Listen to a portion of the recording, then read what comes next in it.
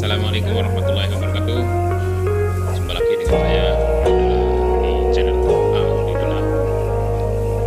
Pagi ini kita akan membahas tentang ketokohan dan biografi serta pemikiran dari seorang tokoh yang sangat masyhur pada masanya dan sampai hari ini, yaitu yang terkenal dengan Hujjatul Islam. Beliau adalah Imam Al-Ghazali. Imam Al-Ghazali sangat terkenal sebagai Hujjatul Islam. Di dalam Qur'an Asasi yang dikeluarkan oleh Bahasa Masyari, di dalam bidang tasawuf, Ahlussunnah wal Jamaah menganut kepada imam madhab yang pertama adalah Imam Al-Maturidi yang kemarin sudah kita bahas, dan sekarang adalah Imam Al-Ghazali atau imam yang terkenal dengan nama Hujjatul Islam. Pemikiran tokoh sufi dalam kajian tasawuf sangat beragam bentuknya, dan masing-masing sufi memiliki kekhasan yang berbeda-beda walaupun muaranya sama, yaitu menuju al-haq atau Allah Subhanahu wa taala. Semisal Ibnu Arabi dengan konsep wahdatul wujud, kemudian Al-Hallaj dengan konsep hulul, kemudian Rabi'ah Al-Adawiyah dengan konsep mahabbah. Di tanah Jawa itu ada Syekh Siti Jenar dengan konsep manunggaling kawula Gusti. Kemudian ada satu tokoh yang sangat terkenal, yaitu sangat cemerlang pemikirannya dalam bidang tasawuf, yaitu Imam Al-Ghazali. Tadi sudah saya katakan beliau bergelar Hujjatul Islam. Imam Al-Ghazali terkenal pada abad ke-5, menempuh dua masa kehidupan yang berbeda. Pada saat muda beliau adalah seorang guru besar, seorang guru di perguruan An-Nizamiyah. Kemudian sangat kaya, kemudian diliputi oleh harta dunia. Kemudian dia mengalami fase pertama adalah fase semangat menimba ilmu, kemudian gairah dalam mengajar sehingga dia menjadi orang kaya. Fase yang kedua dia dipenuhi dengan rasa syak, ragu terhadap ilmu pengetahuan yang didapatnya dan terhadap kedudukan yang dipegangnya. Akhirnya keraguan itu terobati dengan pengamalan tasawufnya. Hal ini terjadi di akhir masa pertamanya dan merupakan masa palihannya. Fase bagian kedua dari kehidupannya dijalani dengan ketentraman dan keheningan tasawuf. Pada masa inilah ia banyak menulis tentang tasawuf. Salah satu yang sangat terkenal dan banyak dikaji di pesantren itu adalah Al-Ihya Al-Ulumuddin. Penjelasan ini termuat di dalam Ensiklopedia Islam tahun 2002 halaman 85. Al-Ghazali dalam sejarah Islam dikenal sebagai orang yang pertama itu sangat ragu-ragu terhadap segala-galanya. Beliau sangat banyak membaca literatur, banyak membaca referensi. Mungkin salah satu yang dibacanya adalah konsep tentang meragukan sesuatu atau konsep tentang nihilisme. Perasaan syak ini kelihatannya timbul dalam dirinya dari pelajaran ilmu kalam atau teologi yang diperolehnya dari Al-Juwaini. Sebagaimana diketahui, dalam ilmu kalam terdapat beberapa aliran yang saling bertentangan. Timbullah pertanyaan dalam Al-Ghazali, aliran manakah yang benar di antara semua aliran itu? Nah, hal ini ia tulis dalam kitabnya Al-Munqidh Minadh Dhalal atau penyelamat dari kesesatan. Ia ingin mencari kebenaran yang sebenarnya, yaitu kebenaran yang diyakininya betul-betul merupakan kebenaran, seperti kebenaran 10 lebih banyak daripada 3. Ini kan tidak bisa disangkal lagi kebenaran itu. Sekiranya ada orang yang mengatakan bahwa 3 lebih banyak dari 10 dan argumentasi bahwa tongkat dapat dijadikan ular dan hal itu memang betul ia laksanakan, saya akan kagum melihat kemampuannya. Tapi sungguh pun demikian, keyakinan saya bahwa 10 lebih banyak dari 3 tidak akan goyang. Seperti inilah menurut Al-Ghazali pengetahuan yang sebenarnya. Kemudian dari artikel ini diketahui bahwa beliau dapat menggabungkan antara syariat dan hakikat, sehingga pemikirannya dapat diterima oleh kalangan Sunni. Inilah salah satu kejeniusan dan kecerdasan Al-Ghazali dalam bidang tasawuf. Al-Ghazali memiliki nama lengkap Abu Hamid Muhammad bin Muhammad Al-Ghazali. Ia dilahirkan di Tus, salah satu kota di Khurasan atau Persia, pada pertengahan abad ke-5 Hijriah. Ia adalah salah seorang pemikir besar Islam yang dianugerahi Hujjatul Islam dan Zainuddin atau perhiasan agama. Kemudian Al-Ghazali meninggal di kota kelahirannya Tus pada tanggal 14 Jumadil Akhir atau 505 Hijriah, tepatnya 19 Desember 1911. Jadi angkanya pas 1111 Masehi. Al-Ghazali pertama belajar agama di kota Tus, kemudian meneruskannya di kota Jurjan. Akhirnya dia belajar di Nishabur pada Imam Al-Juwaini sampai yang terakhir ini wafat pada tahun 478 Hijriah. Ayahnya adalah seorang wara yang makan dari usaha tangannya sendiri. Ayahnya adalah seorang pemintal dan penjual wol, sehingga dia juga salah Al-Ghazali itu diambil dari kata wol itu, bisa jadi ya. Pada waktu senggangnya ia selalu mendatangi tokoh agama dan ahli fikih di berbagai majelis dan khalwat mereka untuk mendengarkan nasihat. Tampaknya tentang pribadi dan sifat ayah Al-Ghazali ini tidak banyak ditulis orang kecuali sikap pengabdiannya yang mengagumkan terhadap para tokoh agama dan ahli pengetahuan. Sang ayah wafat ketika Al-Ghazali dan saudara kandungnya Ahmad masih anak-anak. Saat hendak wafat, ayah berwasiat kepada salah seorang teman dekatnya dari ahli sufi untuk mendidik dan membesarkan anaknya tersebut. Ia berkata kepada ahli sufi itu, "Saya sangat menyesal dulu tidak belajar. Untuk itu saya berharap keinginan itu terwujud pada kedua anak saya ini, maka didiklah keduanya dan pergunakanlah sedikit harta yang saya tinggalkan ini untuk mengurus keperluannya." Di masa anak-anak, Imam Al-Ghazali belajar kepada Ahmad bin Muhammad Ar-Radhikani di Tus, kemudian kepada Abi Nasir Al-Ismaili di Jurjani, dan kembali lagi ke Tus. Kemudian pada kali yang lain diceritakan bahwa dalam perjalanan pulangnya dihadang oleh kawanan begal yang kemudian merampas harta dan kebutuhan yang mereka bawa. Para pembegal tersebut merebut harta dan merebut tas Imam Ghazali yang berisi buku-buku filsafat dan ilmu pengetahuan yang beliau senangi. Kemudian Imam Ghazali berharap kepada mereka agar mengembalikan tasnya karena beliau ingin mendapatkan berbagai macam ilmu pengetahuan yang terdapat dalam buku itu. Kawanan perampok merasa iba dan kasihan, akhirnya mereka mengembalikan kitab-kitab itu kepadanya. Diceritakan pula setelah itu beliau menjadi rajin sekali mempelajari kitab-kitabnya, memahami ilmu yang terkandung di dalamnya dan berusaha mengamalkannya. Bahkan beliau menaruh kitabnya di tempat yang khusus atau aman. Di pengetahuannya di Tus agaknya tidak cukup memadai ya untuk membekali Al-Ghazali. Tidak puas di Tus, kemudian ke Nishabur.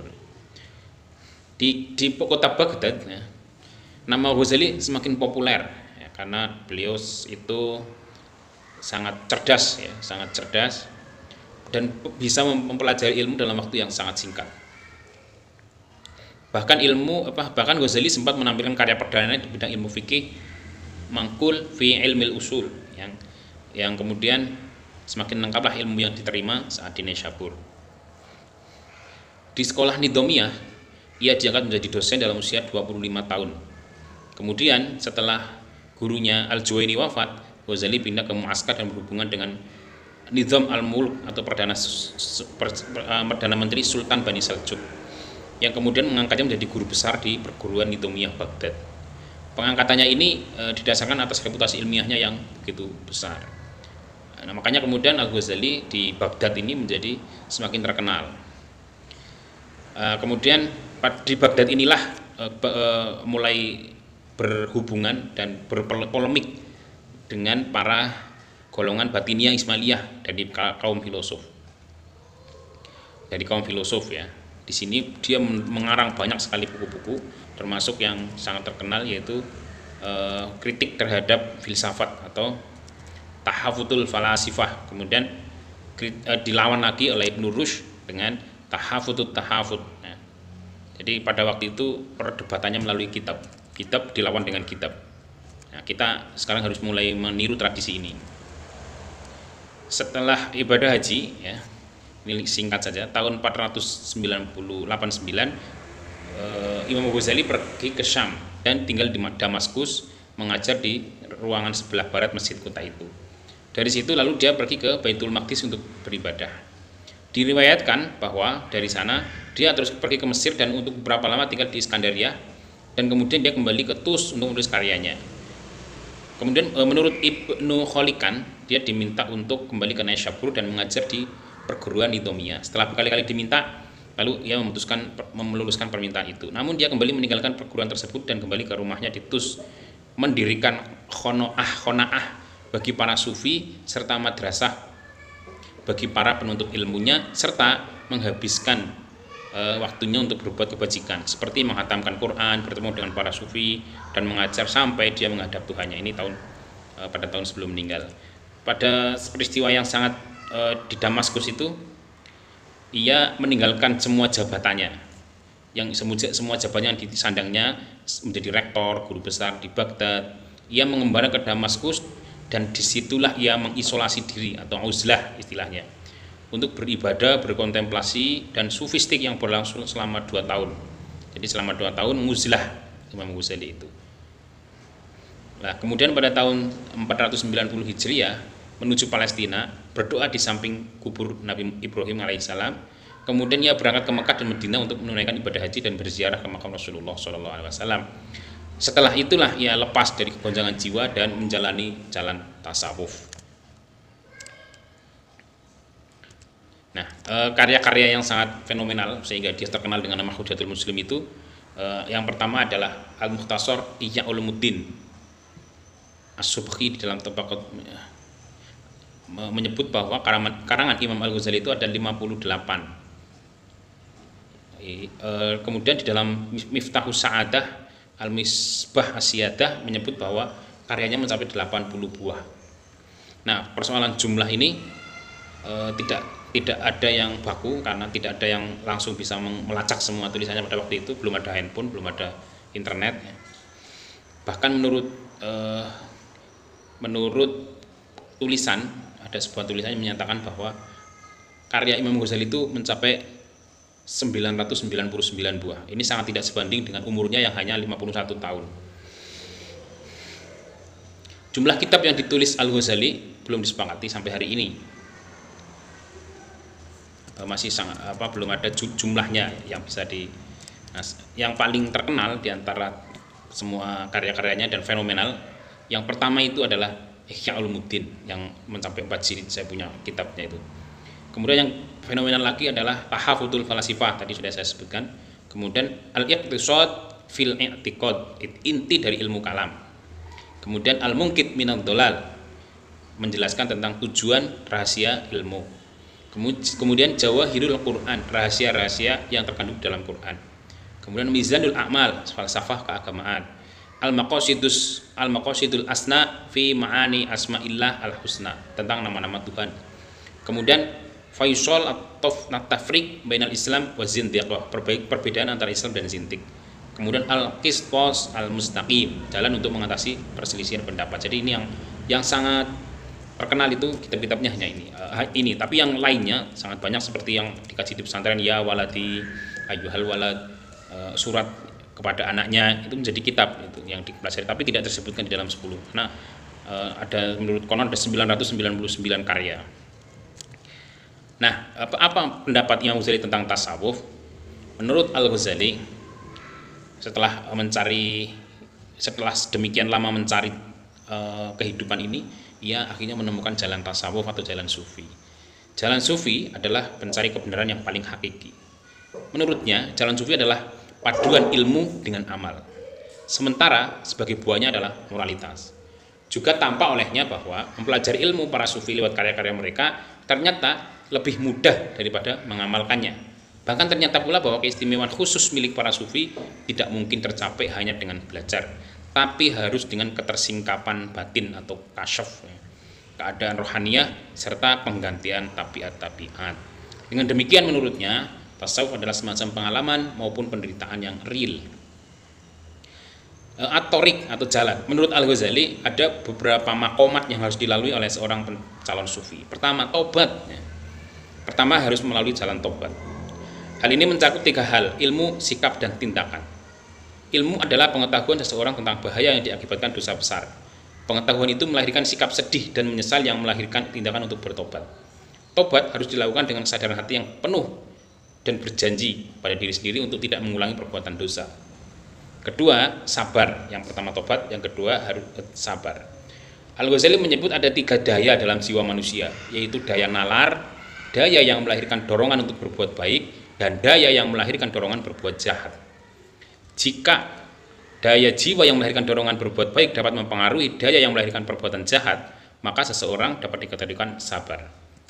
Ketiga, harus melalui kefakiran, yaitu berusaha untuk menghindarkan diri dari hal-hal yang diperlukan. Misalnya, meskipun seorang calon sufi itu sedang memerlukan sesuatu seperti makan, namun makan yang diberikan kepadanya harus diteliti dengan seksama apakah halal, haram, atau syubhat.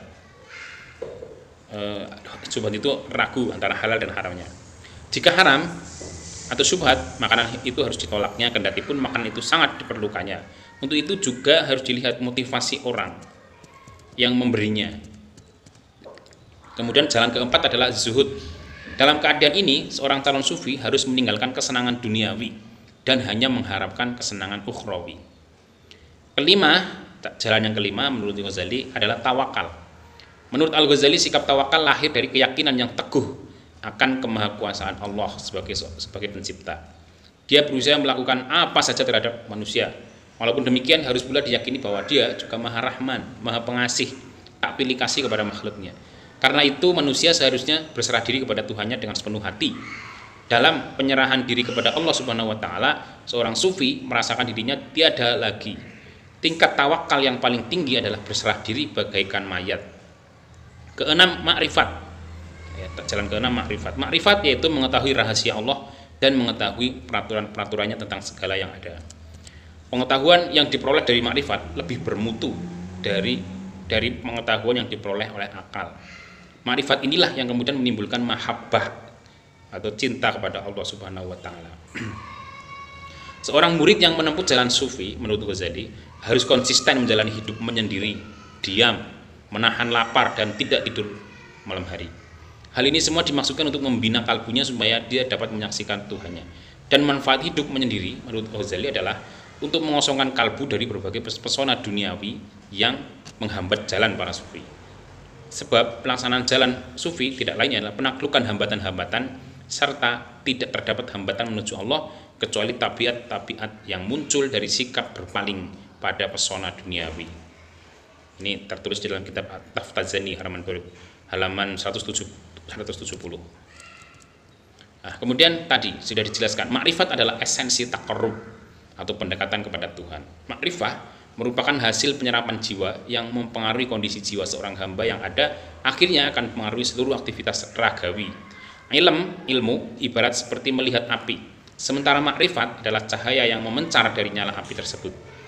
Makrifah secara etimologis adalah pengetahuan tanpa ada keraguan sedikit pun. Dalam terminologi kaum sufi, makrifat disebut pengetahuan yang tidak ada keraguan di dalamnya. Ketiga, pengetahuan itu terkait dengan persoalan zat Allah Subhanahu wa taala, sifat-sifatnya. Jika ditanya apa yang dimaksud dengan makrifat zat dan apa pula maksud dari makrifat sifat, maka jawabannya makrifat zat merupakan mengetahui bahwa sesungguhnya keagungan yang bersemayam dalam dirinya dan tidak ada satupun yang menyerupainya. Adapun makrifat sifat adalah mengetahui bahwa sesungguhnya Allah Subhanahu wa taala Maha hidup, Maha mengetahui, Maha berkuasa, Maha mendengar, Maha melihat dan segala sifat kemahasempurnaan lainnya yang termuat di dalam I'tiqad 50 ya, 20 sifat mustahil, 20 sifat wajib ya, 20 sifat wajib, 20 sifat mustahil dan 1 sifat jaiz. Tuh. Makrifat kepada Allah dengan sendirinya adalah zikir kepada Allah Subhanahu wa taala. Karena makrifat berarti hadir bersamanya dan musyahadah kepadanya. Tanda-tanda makrifah pada mulanya munculnya kilatan-kilatan kecemerlangan cahaya, lawaih, tawali, lawami, dan barq. Kata-kata tersebut masing-masing sinonim yang berarti kilatan cahaya dan kecemerlangan. Beda antara al-barq dan al-wajd adalah al-barq lebih merupakan proses memasuki jalan tauhid, sedangkan al-wajd merupakan perasaan adalah yang menyertai di dalamnya. Baru setelah keduanya mendarah daging, maka jadilah dzauq atau rasa sukma. Menurut Ghazali, sarana marifat seorang sufi adalah kalbu, bukannya perasaan dan bukan pula akal budi. Kalbu menurutnya bukanlah bagian tubuh yang dikenal terletak pada bagian tubuh kiri dada manusia, tetapi adalah percikan rohaniyah ketuhanan yang merupakan hakikat realitas manusia. namun akal budi belum mampu memahami perkaitan antara keduanya. Kalbu menurut Al-Ghazali bagaikan cermin, sementara ilmu adalah pantulan gambar realitas yang terdapat di dalamnya. Jelaslah bahwa jika cermin kalbu tidak bening, maka ia tidak dapat memantulkan realitas-realitas ilmu. Menurutnya lagi, yang membuat cermin kalbu tidak bening adalah hawa nafsu tubuh, sementara ketaatan kepada Allah serta keterpalingan dari tuntutan hawa nafsu itulah yang justru membuat kalbu berlinang dan cemerlang. Tujuan-tujuan pengetahuan menurut Al-Ghazali adalah moral yang luhur, cinta pada Allah, fana di dalamnya, dan kebahagiaan. Karena itu menurutnya pengetahuan diarahkan pada tujuan-tujuan moral, sebab ia tergantung dari kebersihan dan kebeningan kalbu. Dan pengetahuan adalah tanda-tanda petunjuk, dan setiap kali pengetahuan bertambah, moral luhur serta kebeningan kalbu pun semakin meningkat. Cinta kepada Allah dipandang oleh Al-Ghazali sebagai buah pengetahuan, sebab tidak terbayangkan adanya cinta kecuali adanya pengetahuan serta pemahaman. Karena seseorang tidak mungkin jatuh cinta kecuali kepada sesuatu yang telah dikenalinya, dan tidak ada sesuatu yang lebih layak dicintai yang selain Allah. Karena itu, barang siapa mencintainya yang selain Allah, jika bukan karena dinisbahkan kepada Allah, hal itu timbul karena kebodohan dan kekurangtahuannya terhadap Allah Subhanahu wa taala. Jadi kalau kita cinta manusia tidak dilandaskan kepada cinta kepada Allah, itu berarti kita termasuk orang bodoh dan tidak tahu siapa itu Allah. Kemudian dalam tingkatan manusia, Al-Ghazali membagi ke dalam 3 golongan. Yang pertama adalah kaum awam yang cara berpikirnya sederhana. Kemudian yang kedua kaum khawas atau umum yang akalnya tajam dan berpikir secara mendalam. Kemudian yang ketiga kaum ahli debat atau ahlul jadal. Kaum awam dengan daya akalnya yang sederhana sekali tidak dapat menangkap hakikat-hakikat. Mereka mempunyai sifat lekas percaya dan nurut. Golongan ini harus dihadapi dengan sikap memberi nasihat dan petunjuk atau al-mau'idhah. Kaum pilihan yang daya akalnya kuat dan mendalam harus dihadapi dengan sikap menjelaskan hikmah-hikmah. Sedangkan kaum ahli debat dengan sikap mematahkan argumen-argumen atau al-mujadalah. Itu di dalam Al-Qur'an ada wajadilhum fil amri. Sebagaimana filosof dan ulama lain, Al-Ghazali dalam hal ini membagi manusia ke dalam golongan besar, awam dan khawas, yang daya tangkapnya kepada golongan khawas tidak selamanya dapat diberikan kepada kaum awam. Dan sebaliknya, pengertian kaum awam dan kaum khawas tentang hal yang sama tidak selamanya sama, tetapi acap kali Al-Ghazali berpendapat bahwa kebahagiaan adalah tujuan akhir jalan para sufi sebagai buah pengenalan terhadap Allah. Tentang kebahagiaan ini, Al-Ghazali mengemukakan teorinya dalam karyanya Kimia Sa'adah. Di samping itu, teori kebahagiaan ini juga telah dikemukakannya secara terrinci dalam karyanya Ihya Ulumuddin. Menurut Al-Ghazali, jalan menuju kebahagiaan itu ada ilmu serta amal. Ia menjelaskan bahwa seandainya Anda memandang ke arah ilmu, Anda niscaya melihatnya bagaikan begitu lezat, sehingga ilmu itu dipelajari karena kemanfaatannya. Anda pun niscaya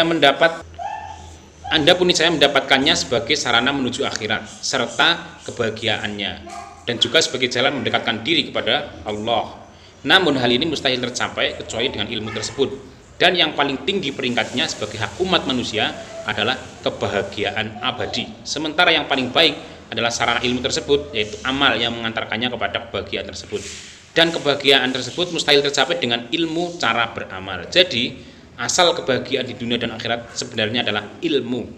Teori kebahagiaan menurut Al-Ghazali didasarkan pada semacam analisa psikologis, dan dia menekankan pula bahwa setiap bentuk pengetahuan itu asalnya bersumber dari semacam kelezatan atau kebahagiaan. Al-Ghazali menjelaskan bahwa segala sesuatu itu memiliki rasa bahagia, nikmat, dan kepuasan. Rasa nikmat akan diperoleh bila ia melakukan semua yang diperintahkan oleh tabiatnya. Tabiat segala sesuatu adalah semua yang tercipta untuknya. Kenikmatan mata pada gambar-gambar indah, kenikmatan telinga pada bunyi-bunyi yang merdu, dan demikian semua anggota badan. Kenikmatan hati hanya dirasakan ketika mengetahui Allah atau ma'rifatullah, sebab ia diciptakan untuk melakukan hal itu. Semua yang tidak diketahui manusia, tatkala ia mengetahuinya, maka ia akan berbahagia, seperti permainan catur. Ketika mengetahuinya, ia pun senang. Jika ia dijauhkan dari permainan itu, maka ia tak akan meninggalkannya dan tak akan sabar untuk kembali memainkannya. Begitu juga mereka yang telah sampai pada ma'rifatullah pun merasa senang dan tak sabar untuk menyaksikannya, sebab kenikmatan hati adalah ma'rifat. Setiap kali ma'rifat bertambah besar, maka nikmat pun bertambah besar pula.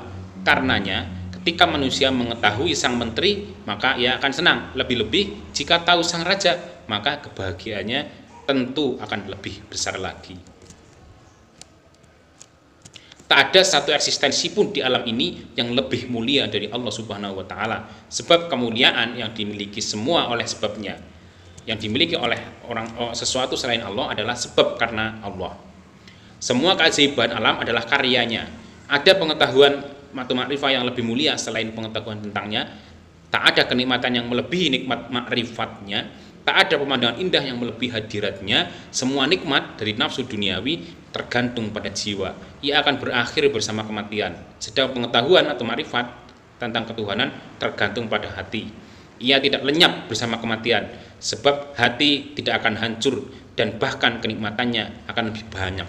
Cahayanya lebih besar karena ia keluar dari rahim kegelapan menuju alam cahaya, atau minadz-dzulumati ilan nur di dalam Al-Qur'an itu. Dari pembahasan ini dapat disimpulkan bahwa tasawuf dalam Islam melewati berbagai fase dan kondisi, termasuk Ahlus Sunnah wal Jamaah. Pada tiap fase dan kondisi yang dilewatinya terkandung sebagian aspek. Meskipun begitu, dalam hal ini ada satu asas tasawuf yang tidak diperselisihkan, yaitu tasawuf adalah moralitas-moralitas yang berdasarkan Islam. Mengenai aspek moral, dalam Al-Quran terdapat banyak ayat yang mendorong asketisme, kesabaran, berserah diri pada Allah, rela, cinta, yakin, hidup sederhana, dan segala hal yang dinisayakan pada setiap muslim sebagai kesempurnaan iman.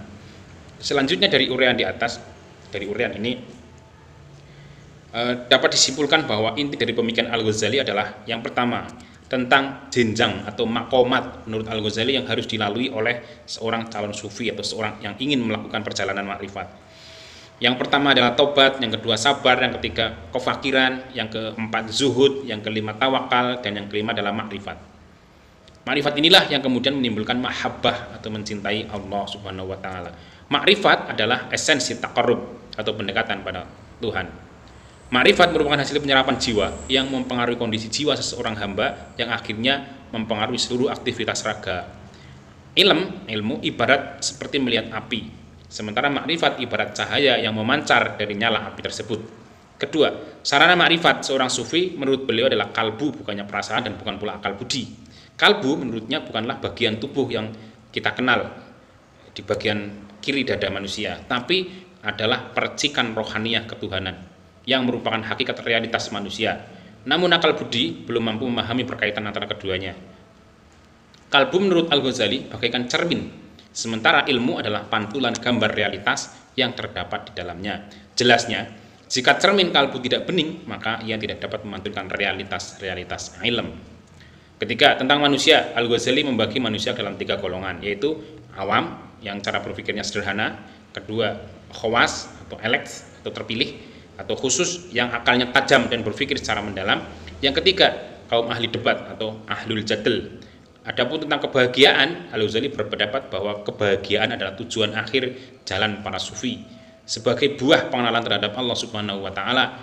Dan keempat, melalui pendekatan sufistik, Al-Ghazali berpendapat mengembalikan Islam kepada sumber fundamental dan historis, serta memberikan suatu tempat kehidupan emosional, keagamaan atau esoterik di dalam sistemnya. Demikian pembahasan kita dari berbagai sumber saya baca ya.